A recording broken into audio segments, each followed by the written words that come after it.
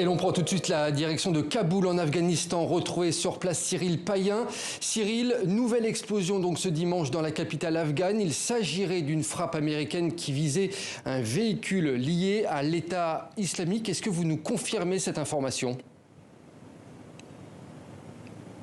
Oui, écoutez, ça faisait de longues heures ici à Kaboul qu'on attendait cette frappe, une attaque du groupe État islamique en Asie centrale. Toutes les chancelleries et surtout les puissants et les très bien renseignés services de renseignement du militaire américain prévenaient, c'était le code rouge. On attendait une attaque, mais pas cette nouvelle dimension. En fait, il y a eu une attaque à la roquette du groupe État islamique au nord-ouest de l'enceinte de l'aéroport militaire de Kaboul qui a fait un mort pour l'instant, mais immédiatement après, on a ressenti ici en centre-ville, je suis à peu près 2 km de l'aéroport, une énorme déflagration, une secousse qui a fait vibrer toutes les portes et les fenêtres de l'endroit où je suis. Et en fait, c'était un drone américain qui frappait une voiture kamikaze qui se jetait sur la porte nord de l'aéroport militaire de Kaboul, un kamikaze du groupe État islamique. Donc c'est une nouvelle dimension, oui, parce que c'est un degré supplémentaire de violence. C'est encore une fois maintenant un drone américain qui pour la première fois frappe la ville afghane. Ce n'était jamais arrivé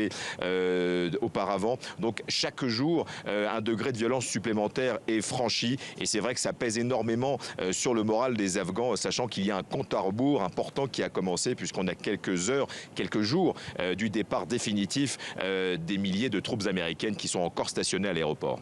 Cyril Payen, les évacuations se terminent dans les prochaines heures. Quelle est l'atmosphère sur place actuellement ?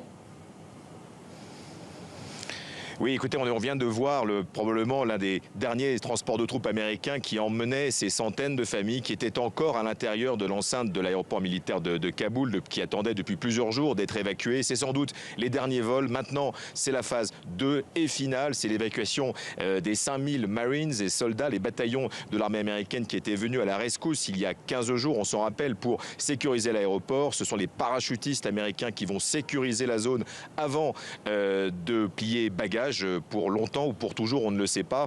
En tout cas, hier, on entend des explosions à l'heure où je vous parle. Et ça, c'est en fait du déminage puisque les Américains s'en vont et ils font exploser tout leur stock d'armes. Mais il y a beaucoup d'amertume dans la population parce qu'on sait qu'il y a des milliers de candidats à l'exil dont certains étaient parfaitement éligibles. Ils avaient tous les documents pour partir, souvent des collaborateurs d'associations étrangères, de chancellerie ou de l'armée ou des armées occidentales qui sont restés derrière. J'ai pu rencontrer d'ailleurs une dizaine de supplétifs de l'armée française, collaborateurs, interprètes qui avaient tous les documents pour partir et qui sont extrêmement amers puisqu'ils se cachent en ville. Et en plus, c'est la double peine pour eux. Ils se savent pourchassés par les talibans qui ont reçu les listes des collaborateurs étrangers, afghans, des représentations étrangères ou de l'armée. Donc ils savent qu'ils sont en danger, ils doivent se cacher dans Kaboul.